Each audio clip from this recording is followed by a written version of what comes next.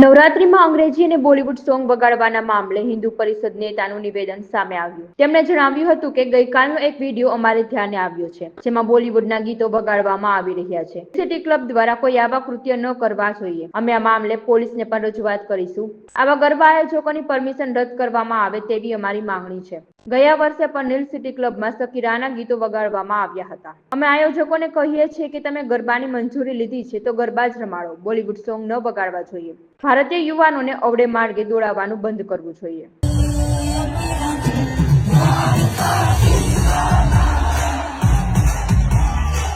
પહેલા તો નવરાત્રીની સૌને શુભકામના.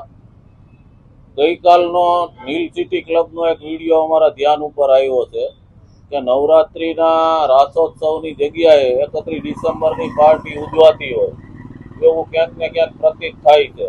તો આપના માધ્યમથી જે ગૃહમંત્રીએ જાહેરાત કરી હતી કે ભક્તિમય ગરબા સિવાય બીજા ગીતો, ફિલ્મી ગીતો વગાડવા નહીં, લોકોની લાગણી દુભાય એવું કોઈ કાર્યક્રમ કરવો નહીં, તો એનું સરેઆમ ઉલ્લંઘન નીલ સિટી ક્લબ વાળા કરતા હોય એવું લાગી રહ્યું છે. તો આપના માધ્યમથી હું નીલ સિટી ક્લબના આયોજકોને પણ ચેતવણી આપું છું કે ગયા વર્ષે જે શકીરાનું ગીત વગાડ્યું અને પોલીસ ફરિયાદ દાખલ કરવામાં આવી હતી અને પછી માફી માંગવી પડી હતી, તો એવું કોઈ પણ ગેરકાનૂની કૃત્ય ન કરે કે હિન્દુ સમાજની લાગણી દુભાય.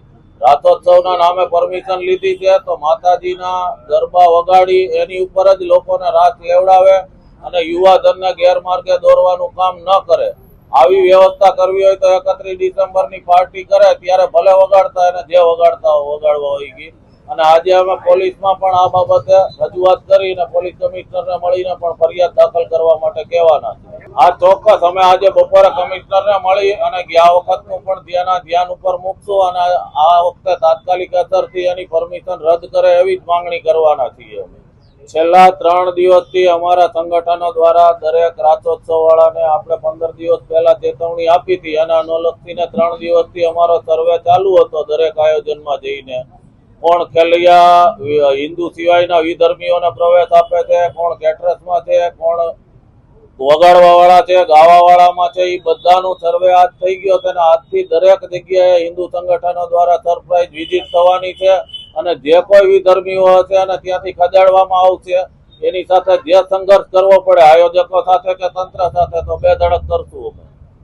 આ નીલ સિટી ગયા વર્ષે પણ આવું જ કૃત્ય કરતા પાછળથી ચોખોટો આપતા દમ નીકળી ગયો હતો. આ એ જ જગ્યા, એ જ ક્લબ છે. આ વર્ષે પણ આવું જ થયું. ખરેખર આ બાબતે પ્રજાએ બોયકટ કરવો જોઈએ. હું તો કહું છું કે રમનાર જનારા બોયકટ કરવાની છે. તમે આધુનિકતાની ઘેલછામાં આપણી મૂળભૂત સનાતન પ્રણાલીઓને, સંસ્કૃતિને નુકસાન ના પહોંચાડો. ઘણી વખત હું ઘણી જગ્યાએ બોલતો હોઉં છું કે ગણપતિમાં કે નવરાત્રમાં તમે ડિસ્કોને એ બધાના બહાના હેઠળ કે ડીજેના બહાના હેઠળ ફિલ્મી ગીતો ને બીભત્સ ગીતો વાગતા હોય છે, બીભત્સ ઠુમકાઓ વાગતા હોય છે. આનો મારો વિરોધ છે ને સનાતન સંત સમિતિનો સરેઆમ વિરોધ છે. આ બાબત અમે બધે જાણ પણ કરીશું ને એનો વિરોધ પણ 100% પોલીસ એક્શન લેવા જોઈએ.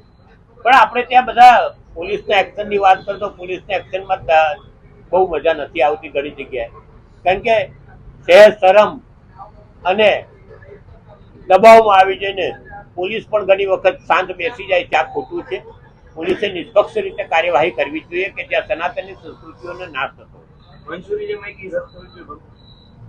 મંજૂરી રદ થવી જોઈએ એ બાબત ધ્યાન લેવી જોઈએ અને કોર્પોરેશનથી માંડીને પોલીસ કમિશનર સુધી બધા એક્શન લેવા જોઈએ.